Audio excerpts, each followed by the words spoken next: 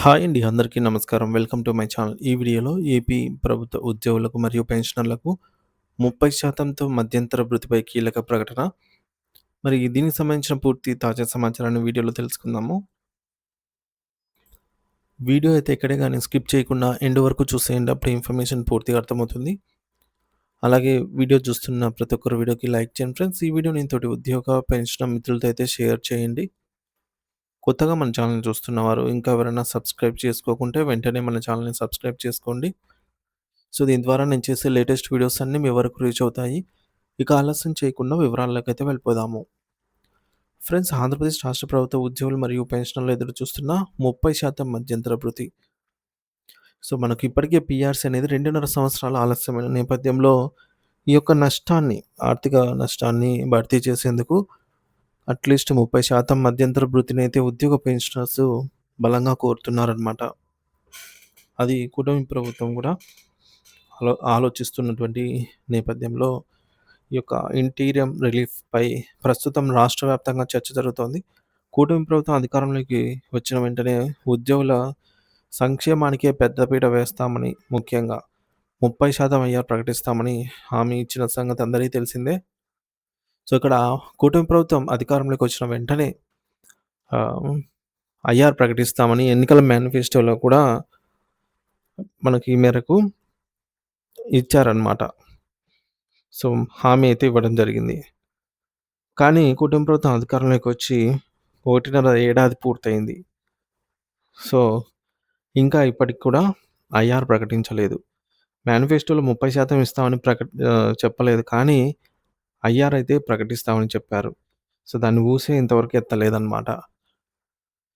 So, అయితే ప్రభుత్వం ఏర్పడి 1.5 దిశగా గడుస్తున్న ఆ దిశగా ఎటువంటి ముందడుగు పడకపోవడం పట్ల ఉద్యోగ నేత వెంకట్రావు గారు తీవ్ర అసంతృప్తి వ్యక్తం చేశారు. ఎన్నికల మేనిఫెస్టోలో ఇచ్చిన హామీ, ఈ కీలక హామీని ప్రభుత్వం వెంటనే నిలబెట్టుకోవాలని, ఆర్థికంగా ఇబ్బందులు పడుతున్న ఉద్యోగులకు భరోసా కల్పించాలని ఆయన డిమాండ్ చేశారు.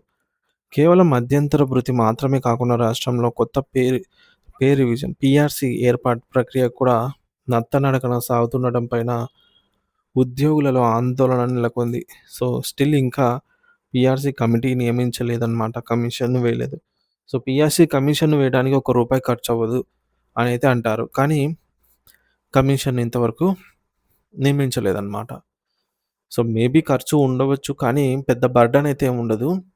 కమిటీ వేసేదానికి పెద్ద ఖర్చేముండదు. రాష్ట్ర బడ్జెట్‌తో పోలిస్తే ఆహ్, చాలా నెగోషియబుల్ అమౌంటే ఉంటుంది. సో, అటువంటి దాన్ని కూడా ప్రభుత్వం ఎందుకు వెనకాడుతోంది? కాబట్టి తక్షణమే పీఆర్సీ కమిటీ చైర్మన్‌ను నియమించాలని, అప్పుడే ఉద్యోగులకు వేతన సవరణకు సంబంధించి నివేదికలు మరియు కసరత్తులు సకాలంలో పూర్తవుతాయని ఆయన స్పష్టం చేశారు. గత 4 సంవత్సరాల నుంచి పెండింగ్‌లో ఉన్న డీఏ బకాయిలు మరియు సరెండర్ లీవ్‌ల నగదు విడుదల చేయడం వల్ల ఉద్యోగులు తీవ్ర ఆర్థిక ఇబ్బందులకు గురవుతున్నారు. ఈ బకాయిలను వడ్డీతో సహా చెల్లించాల్సిన బాధ్యత ప్రభుత్వంపై ఉందని వారు గుర్తు చేస్తున్నారు.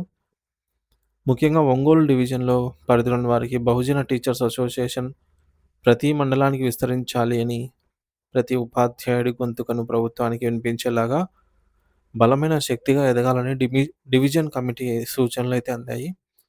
గత 25 సంవత్సరాలుగా ప్రభుత్వ పాఠశాలల మనుగడ కోసం, ఉపాధ్యాయుల హక్కుల సాధన కోసం ఈ సంఘం నిరంతరం పోరాటం చేస్తోందని కొందరు కొనియాడారు.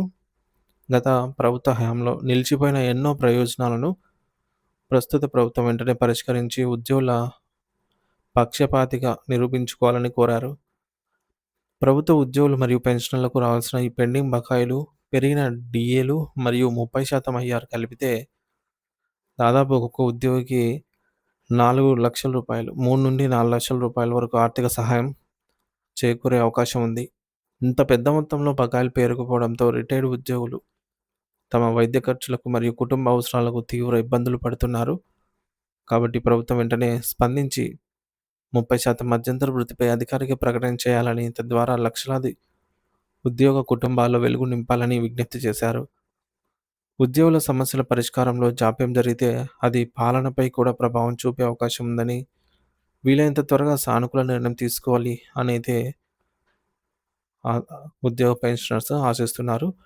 పైగా ఇది సందర్భం కూడా. ఎందుకంటే నూతన సంవత్సరము మరియు మనకు సంక్రాంతి వేడుకలు కూడా ఉన్నాయి కాబట్టి మరి ఎటువంటి సమయం కాకపోతే ఇంకెప్పుడు ప్రకటిస్తారు అని కూడా ఉద్యోగ పెన్షనర్స్ ఈ మేరకు కోరుతున్నారనమాట. మరి ప్రభుత్వం ఈ సంక్రాంతి కానుక ఏం ప్రకటిస్తుంది అనేది తెలియాలంటే మనకు మరికొంత సమయం పట్టే అవకాశం ఉంది friends. Thank you for watching this video.